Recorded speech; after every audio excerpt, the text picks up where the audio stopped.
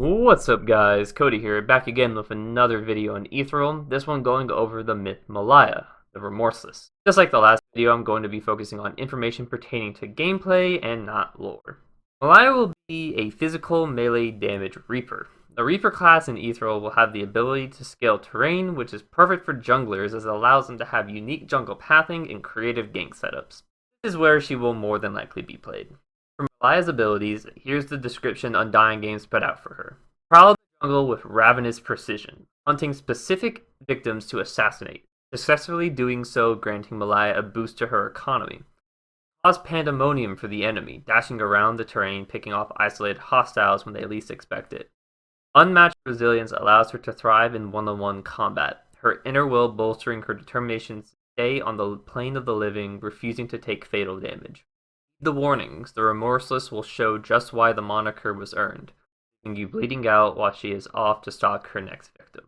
The first sentence, hunting specific enemies to gain gold, is probably going to be her right-click ability. She'll be able to mark specific enemies, and if she kills them, she gets bonus gold. Kind of like a Kindred passive, but for money. Each myth's right-click has a downside though, and hers will probably be that she takes increased damage from her target. Undying Games gave an example of a myth having a right click that would generate them extra gold, but at the cost of them taking additional damage from other sources, so they were probably referencing Malaia in that example. Reading further, she's going to have a dash and potentially a fear in her kit, which would allow her to get on top of her targets and stick to them very effectively. The next part, unmatched resilience and bolstering herself, probably refers to a shield. We know from video about 2 years ago that Malaia was originally intended to have a shield in her kit, so it makes sense for her to still have one. Now, the refusing to take fatal damage part could mean that she has an ultimate that makes her unkillable, or it could mean that the shield automatically activates on low health, or is stronger when she's on low health.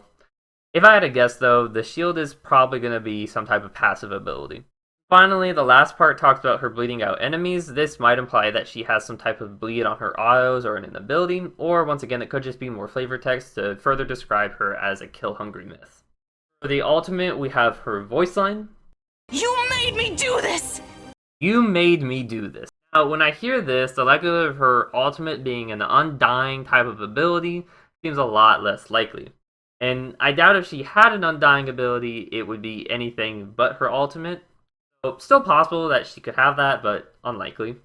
However, I think this voice line leans towards something more of a high damage execution or some type of damage amp, which would fit in with the theme of the kit. Role-wise, as stated earlier, she'll really only be viable as a jungler. Putting in her lane doesn't allow her to effectively use her hunting mechanic, and if I had to guess, it probably wouldn't be too difficult to abuse her in lane. For items on Malaia, I've got 4 builds to show off, each one showcasing a different style of play for her. The first one, however, will more than likely be the best build for her, or at least something similar to it. So for the first one, it's going to aim to give Malaia a lot of attack speed and utilize the strong melee on hit items. Essentially, it's just a generic fighter build. Mark of the Feral Predator gives us extra damage while hitting our target. Destiny Blade and Heaven's Blade are both extremely powerful items for the stats they give and for their passives. Delta's Rupture helps us proc those items even faster with its own passive, and Spear of the Revenant synergizes with the rest of our items as well. And of course, I topped this build off with Redemption Gauntlets because I think it's a broken final buy. Now, the exact build order for these items is up in the air. Delta's Rupture and Spear of the Revenants, while having great passives, are the lowest statted items in the game. Assuming these stats don't change before alpha launch, their cost will heavily determine when you will build them, assuming their cost doesn't stop you from buying them all together in the first place. Because right now, I can definitely see myself trading out Spear of the Revenants for something like a Blood Pact Scythe, if that's going to be the case. Now you'll notice I didn't mention boots for this build, and you'll notice that for all the others as well. There's too much flexibility for which boots Malaia could pick up, so it's just going to come down to what you want in your game, whether it's going to be extra resistances, move speed, or damage. The second build is a crit fighter build. This is a build that's more so the community's creation instead of my own, although it's not like you can really innovate on a crit build with the items as they currently are in Ethereal.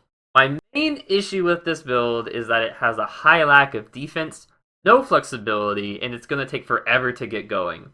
I'd much rather go something along the lines of my first build over this, but if I had to go crit, I'd probably cut both Hysteria and or Obsidian Bow for something more defensive.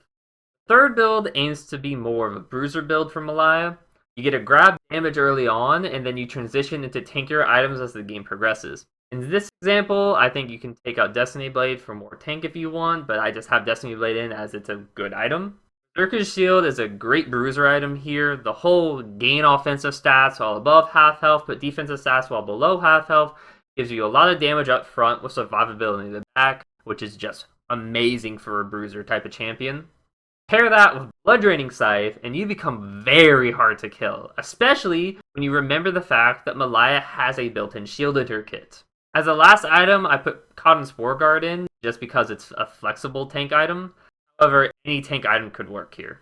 For the fourth build, I wanted to utilize Mark of the Predator alongside Vampire Scythe for more burstier assassin type of feel, where when it hits nighttime in the game, you'll gain a bunch of stats and you'll start popping off and killing people. The items after those two, though, are more or less preference. Destiny Blade is once again listed just because it has good stats and helps kill anybody with a build of bulk. Pack Scythe allows you to convert your excess lifesteal into a shield and heals you back up after you kill somebody. Crimson Dragon Sword is another fat AD item that also makes your lifesteal cause burn damage. And Redemption Gauntlets lets you dive into the backline without fear of dying. For this type of build, an alteration that I would be very interested in trying out and seeing how it works is the axe items. They provide physical penetration. In particular, Shieldbreaker catches my eye because while the passive might be useless most times, the 40 physical penetration sounds insanely good. I think if I was going to try to fit Shieldbreaker in with this type of build though, I'd have to pair it with at least one more axe item. And doing this type of alteration would probably give you more damage against squishies, but you'd be most likely unable to kill any tanks in the game. So that's going to be it for Malaia, guys. Definitely an easier myth in terms of complexity, which probably means she'll seem really strong at launch, but once people learn the game, she'll feel pretty weak.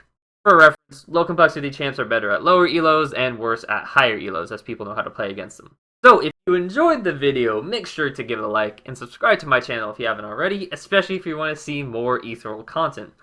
Also, check out my Twitch, link in the description below. I stream most nights. Anyways, thanks guys, and I'll catch you in the next one.